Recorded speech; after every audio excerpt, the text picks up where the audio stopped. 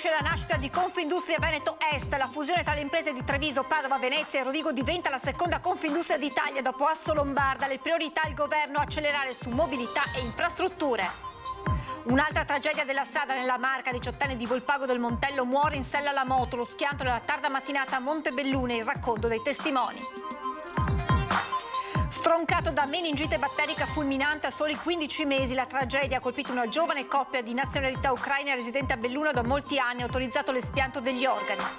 Si era nascosto per 10 anni in Germania dopo la condanna per violenza sessuale sulla figlia minorenne. I carabinieri di Vicenza sono riusciti a individuarlo, arrestato un 57enne. Auto di lusso sequestrata dalla Guardia di Finanza dopo un controllo della polizia sulla Treviso Mare, sigilli di una Bentley da 250.000 euro, nei guai una automobilista. Secondo il Ministro per gli Affari Regionali è necessario ricreare il soggetto provincia con l'elezione diretta di Presidente e Consiglio, il plauso degli enti locali, fare in fretta la riforma. Ad una settimana dalla mareggiata che ha devastato il litorale veneto, mentre la conta dei danni si fa sempre più alta, i sindaci tornano a chiedere un intervento di difesa delle spiagge.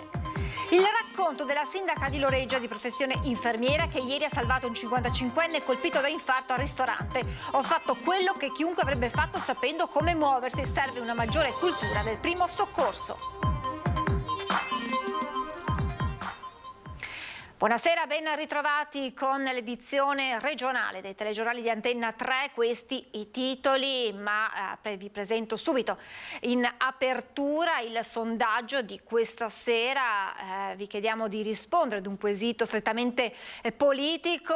Ecco la domanda: elezioni comunali, centrodestra e terzo polo devono allearsi? Un po' il dilemma partito dalla Marca trevigiana, da Treviso per l'esattezza, ma che si sta un po' aprendo anche ad altre realtà che andranno alle prossime amministrative. Se la vostra risposta è sì, numero 0422 16 26 691. Se la risposta è no, il numero è lo 0422 16 26 690. La chiamata è gratuita. L'esito del sondaggio questa sera nel corso di Ring. Ma adesso veniamo alla notizia di oggi d'apertura, ovvero la nascita della seconda Confindustria d'Italia dopo Assolombardo. Stiamo parlando di Confindustria Veneto Est, che mette insieme le imprese di Treviso, Padova, Venezia e Rovigo. La nuova nascita è stata sancita nel corso dell'assemblea ancora in corso a Padova. E allora mi collego subito con il nostro Francesco Ratai per tutte le notizie, tutti gli aggiornamenti.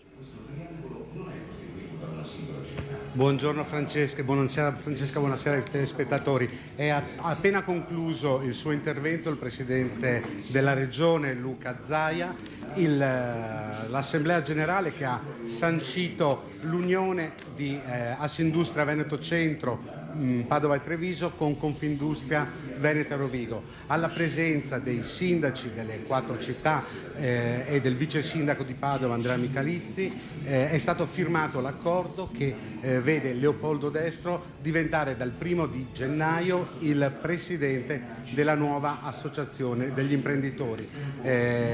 A voi adesso lancio il servizio che ripercorre le tappe di questo pomeriggio. Da oggi nasce Confindustria Veneto Est.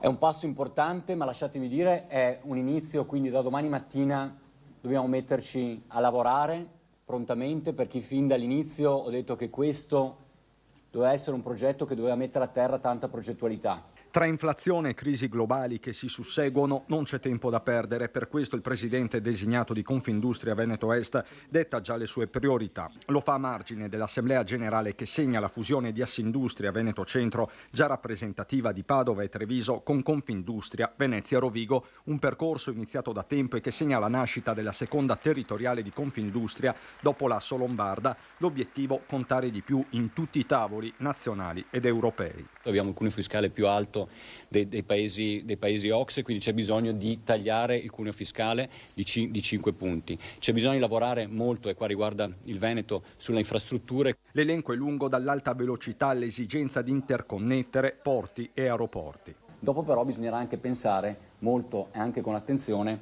a tutto il trasporto invece interno al nostro perimetro. Anche sul tema dell'energia, dice sempre Destro, occorre fare di più, mentre un'allerta precisa arriva da Vincenzo Marinese. Io vedo 2 anni veramente critici e chi mi conosce sa che è difficile che sbaglio. Il 2023 e il 2024 saranno i 2 anni della verità. Se noi non anteponiamo il fare all'ideologia, noi rischiamo di arenarci. E il 2026, quando avremo finito l'attuazione del PNRR, avremo la bellezza di 3.000 miliardi di debito. Cioè il primo bambino che nascerà il 1° gennaio del 2027 si troverà sulla testa 50.000 euro di debito. Non ce lo possiamo permettere. Responsabilità e operatività, da domani si gioca una nuova partita.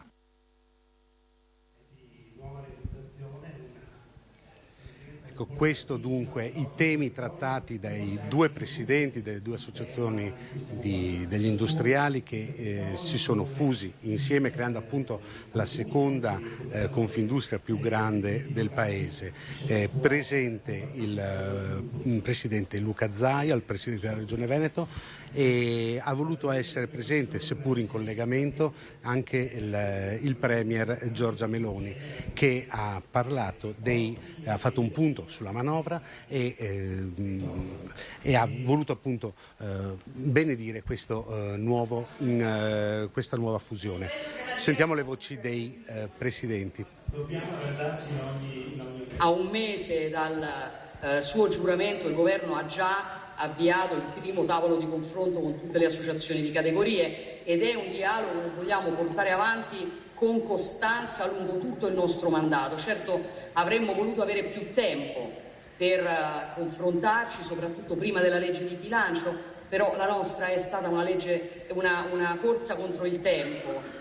Obiettivamente ci siamo trovati a fare una manovra di bilancio in tempi molto ristretti. Abbiamo dovuto scrivere questa manovra senza rinunciare a delineare attraverso le nostre prime misure, soprattutto attraverso questa che è la misura principe dell'anno di un governo, una traiettoria che fosse il più possibile nitida, scelte che dessero un'indicazione su quelle che saranno le priorità della nostra azione. E tra quelle priorità c'è certamente il tema della crescita economica, a partire ovviamente dalla messa in sicurezza del tessuto produttivo, in particolare in riferimento alla principale emergenza che abbiamo di fronte, che è l'emergenza del caro energia, l'attenzione verso chi produce, il rafforzamento del ceto medio e dall'altra parte anche il sostegno alle fasce sociali più deboli, alla famiglia, alla difesa del potere d'acquisto dei cittadini, ai redditi più bassi. La gran parte delle risorse dei provvedimenti è stata dedicata proprio alle realtà produttive, per ribadire un principio che molto spesso in passato, troppo spesso dal mio punto di vista, era stato messo in discussione e che invece questo governo vuole ribadire, e cioè che non può esistere welfare, che non c'è stato sociale se a monte non c'è anche chi genera ricchezza. Allora anche qui l'Italia deve tornare a produrre energia e quello che serve deve banalmente essere fatto. Quasi metà del PIL del Veneto da questa associazione. Direi che è un bel segnale, soprattutto perché punta all'economia di scala, a razionalizzare, ed è un segnale che anche il pubblico dovrebbe cogliere.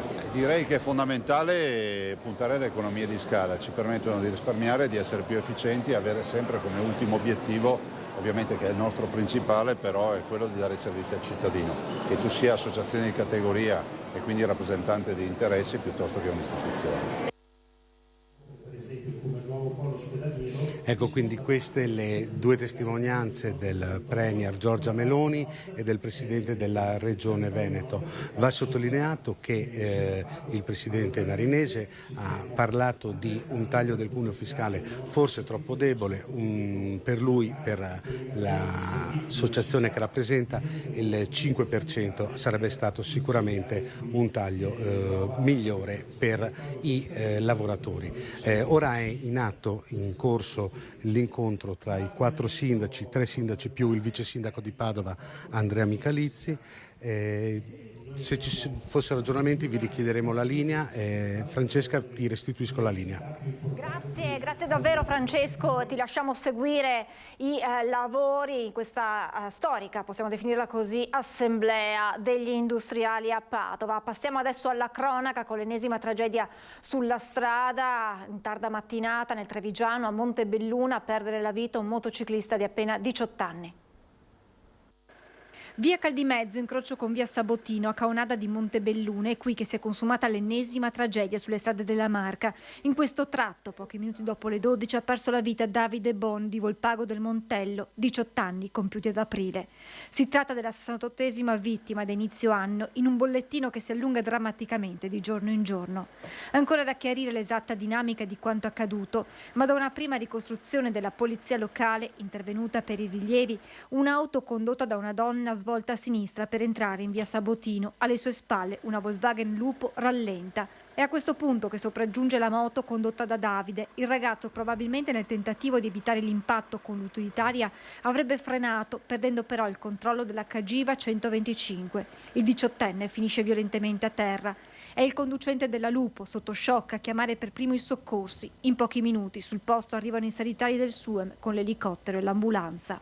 Ho visto gli attimi immediatamente successivi e ho visto la persona che era distesa per terra, ma era completamente immobile. Ho tentato di rianimarlo. Dopo che sono arrivati i soccorsi, sì, hanno tentato di rianimarlo, adesso non so di preciso, ma penso per un quarto d'ora, 20 minuti, anche di più forse sono andati avanti, ma secondo me non c'è più niente da fare. Nonostante i tentativi di rianimarlo, per Davide non c'è più nulla da fare. Sconvolti i residenti della zona, mentre la notizia della sua morte ben presto arriva a Venegazzù, dove il 18enne viveva con i genitori e il fratello. Da qualche tempo lavorava in una carrozzeria, stava rientrando a casa per pranzo quando si è consumata la tragedia. Stroncato da meningite batterica fulminante a soli 15 mesi. La tragedia ha colpito una giovane coppia. I genitori hanno autorizzato l'espianto degli organi del piccolo. Un dramma improvviso, una prognosi infausta per un bambino che da soli 15 mesi si era affacciato alla vita, interrotta bruscamente da una meningite fulminante di natura batterica. È morto così Christian, figlio di una giovane coppia di origini ucraine, residente da molti anni a Belluno, nel quartiere di Cavarzano. L'evoluzione della patologia causata da uno pneumococco è stata rapidissima. Da qualche giorno Christian era affetto da febbre alta che gli antipiretici non riuscivano ad abbassare. Mercoledì scorso la decisione dei genitori di portare il bambino per un controllo al pronto soccorso pediatrico del San Martino. Lì i sanitari accertano un quadro clinico estremamente delicato che impone il trasferimento d'urgenza alla rianimazione pediatrica dell'ospedale di Padova. Sabato mattina le condizioni del bambino si sono ulteriormente aggravate, senza speranza alcuna. Subito i genitori hanno autorizzato l'espianto degli organi di Christian e il suo cuoricino ora sta battendo nel corpo di un altro bambino. Il nostro angelo così continuerà a vivere, hanno fatto sapere attraverso i social mamma Alecia e papà Nazari. I funerali del piccolo Christian saranno celebrati domani pomeriggio alle 15 nella chiesa parrocchiale di Cavarzano. All'ospedale di Belluno l'equipe pediatrica e il Dipartimento di Prevenzione stanno eseguendo accertamenti e stileranno una relazione. Quel che è certo è che non sarà necessaria la profilassi, come ha confermato questo pomeriggio il dottor Sandro Cinquetti, direttore del Dipartimento di Prevenzione dell'ULSS di Belluno. Per pneumococco la casistica è di regola singola, non determina quasi mai questo batterio forme aggregate, cioè focolai epidemici che interessano più persone. Per questo motivo tutte le linee guida internazionali, nazionali e chiaramente regionali e locali non prevedono la profilassi dei contatti stretti. Un uomo condannato per violenza sessuale sulla figlia minorenne era riuscito a fuggire, a far perdere le proprie tracce da 10 anni. Le indagini dei carabinieri però sono riuscite ad individuarlo in Germania, dove è stato arrestato. Un latitante extracomunitario di 57 anni, condannato per violenza sessuale sulla figlia minorenne, è stato rintracciato e catturato in Germania. Era ricercato da quasi 10 anni ed era riuscito a far perdere le proprie tracce a ridosso della pronuncia della sentenza di condanna emessa dal Tribunale di Vicenza. I carabinieri del nucleo investigativo però non hanno mai interrotto le indagini sulla fuga dell'uomo, cercando di ricostruire la rete di amicizie tra Austria e Germania. Nell'agosto del 2006, approfittando dell'assenza della madre, l'uomo all'epoca 41enne aveva abusato della figlia di appena 9 anni. Subito erano scattate la denuncia, le indagini e infine la condanna, 6 anni e 3 mesi di reclusione, ma appena appreso di essere finito sotto inchiesta, l'extracomunitario si era allontanato sparendo dalla circolazione. Alcuni post pubblicati sui social hanno tradito la sua presenza ad Amburgo. Nei suoi confronti gravava un mandato di arresto europeo. La scorsa notte le forze di polizia tedesche hanno bussato alla sua porta arrestandolo. Attualmente l'uomo è in attesa di essere estradato in Italia. Auto di lusso sequestrata dalla Guardia di Finanza dopo un controllo della polizia stradale lungo la Treviso Mare. Sigilli ad una Bentley da 250.000 euro, nei guai una automobilista. Era stata fermata dalla polizia stradale sulla Treviso Mare la donna al volante dell'auto di lusso che la Guardia di Finanza ha poi sequestrato per ipotesi di contrabbando dopo la segnalazione della pattuglia. La costosissima vettura è risultata immatricolata nel Principato di Andorra e importata in Italia evadendo dazi doganali per circa 45.000 euro. Abbiamo quindi denunciato la conducente, una donna residente nel Trevigiano, per il reato di contrabbando che prevede una sanzione da 2 a 10 volte i diritti di confine evasi. Al termine del procedimento penale potrà anche verificarsi la confisca dell'autovettura di lusso. Si tratta di una Bentley Continental Gran Turismo del valore commerciale di 250.000 euro. Le indagini della Guardia di Finanza sono partite a seguito della segnalazione della Polizia Stradale di Treviso che nel corso di un posto di blocco ha intercettato il veicolo delegando ai finanzieri gli accertamenti doganali. È qui che è emerso che il mezzo non era autorizzato all'utilizzo nel territorio nazionale, nemmeno ricorrevano condizioni di emergenza per poterlo utilizzare nel rispetto della normativa doganale. Voltiamo pagina, smantellare la riforma del Rio e riformare nuovamente le province tornando all'elezione diretta del Presidente. Le dichiarazioni in mattinata del Ministro Calderoli vengono accolte con soddisfazione in Veneto e nella Marca Trevigiana.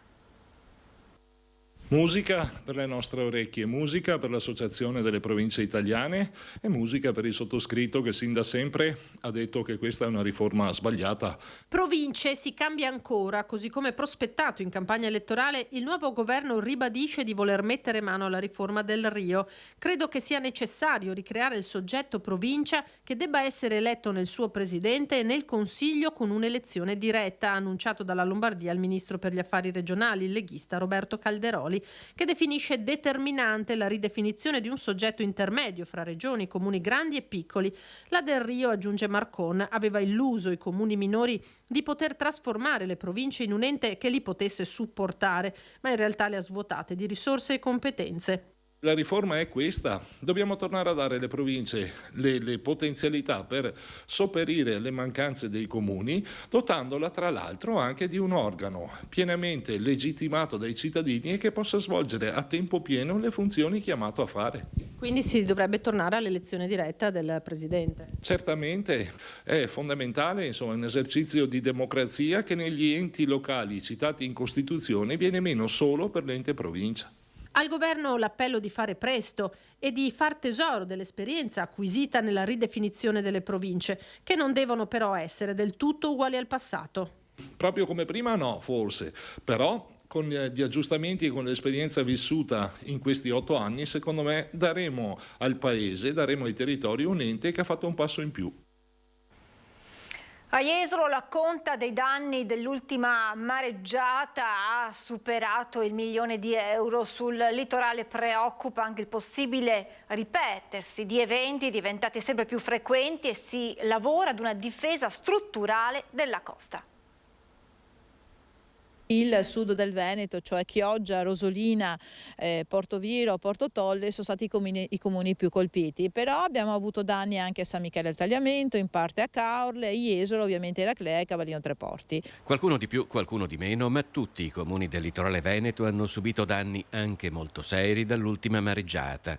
La conta è ancora in corso, ma quasi per scaramanzia si tenderebbe ad aspettare la fine dell'anno, perché anche dicembre è un mese di mareggiate e si rischia di essere costretti a riprendere in mano la calcolatrice. L'unica cosa certa è che comunque ciò che è accaduto la settimana scorsa ha lasciato un conto salato, come a Jesolo per esempio. Sicuramente sarà più di 1 milione di euro, tant'è che noi abbiamo già scritto alla Regione per segnalare lo stato di crisi e quindi iniziare a ragionare assieme. Il Comune di Jesolo stanzia quasi $500.000 di euro quest'anno per gli interventi di ripascimento meccanico, quindi lo spostamento della sabbia, però è evidente che è necessario un intervento anche strutturale che dovrebbe sostanziarsi secondo noi anche in un ripristino della spiaggia sommersa, che è il primo modo per fare protezione della costa. Parallelamente a questo, i comuni del litorale si stanno muovendo per mettere a punto un sistema di difesa strutturale dalle mareggiate, con la coscienza che le varie realtà che compongono la costa richiederanno soluzioni diversificate. Noi come sindaci della costa, la conferenza, abbiamo commissionato insieme con Regione Veneto e con la Camera di Commercio un importante studio da parte di tecnici olandesi che si avvierà nei prossimi mesi. Nel frattempo vogliamo anche misurare quella che è la costa per arrivare ad avere un dato scientifico certo. Quindi con Regione Veneto ci stiamo muovendo per avere nei prossimi mesi / prossimo anno un risultato certo e anche delle proposte da sottoporre. La prontezza di riflessi della sindaca di Loreggia ha salvato la vita ad un 55enne che ha avuto un malore al ristorante. L'appello, quello della prima cittadina del comune dell'Alta Padovana, è perché si diffonda anche nel nostro paese la cultura del primo soccorso. Io sono intervenuta facendo quello che qualsiasi persona formata, ancor più se è un professionista della sanità, dovrebbe saper fare per un paziente. Il signore era incosciente, era in arresto cardiaco, ho praticato la rianimazione cardiopolmonare fino all'arrivo dei soccorsi. Non ha esitato un attimo Manuela Marangon ad intervenire, sindaco di Loreggia dalla scorsa estate, ma prima di tutto infermiera esperta in pronto soccorso.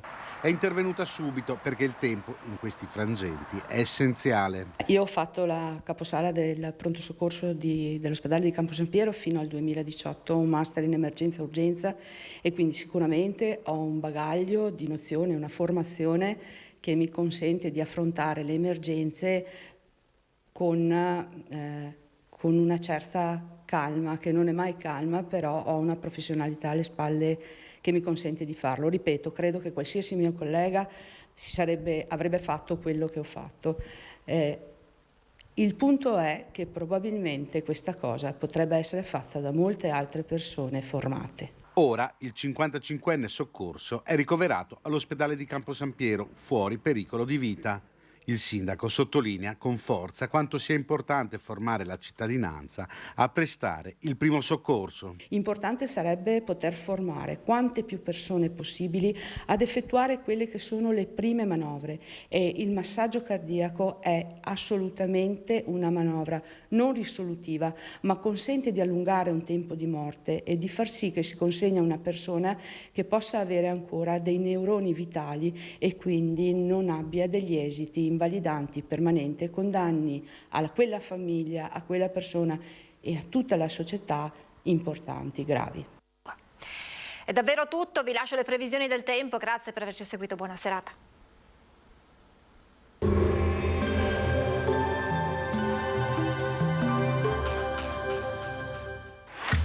Non ammirare Vittorio Veneto, ma vieni a viverla. Scarica l'app. Bentrovati al meteo. Una nuova perturbazione si avvicina al nostro territorio. La giornata di martedì 29 novembre infatti risulterà piuttosto instabile. Vediamo insieme il dettaglio. Sul Veneto cielo generalmente nuvoloso, saranno possibili precipitazioni deboli o localmente modeste pressoché ovunque. Fenomeni in esaurimento con il passare delle ore, specie verso sera, con parziale attenuazione anche della nuvolosità. Venti a tratti moderati, in prevalenza da est. Temperature sostanzialmente stazionarie, minime tra 1 e 5 gradi, massime invece comprese tra 5 e 8 gradi all'incirca. Spostiamoci ora sul Friuli Venezia Giulia. Anche qui cielo coperto con piogge piuttosto diffuse, in cessazione entro sera. Soffierà bora moderata in pianura, sostenuta sulla costa, anche forte a Trieste. Temperature minime tra 2 e 5 gradi, massime sui 7-11 gradi. Infine diamo uno sguardo al Trentino Alto Adige, anche qui tempo perturbato con delle precipitazioni soprattutto al mattino, limite della neve nelle zone di fondovalle a 600 metri. Temperature minime intorno allo 0 o di poco superiori, massime sui 5 gradi. Dal meteo di Antenna 3 è tutto, grazie per l'attenzione, arrivederci al prossimo aggiornamento.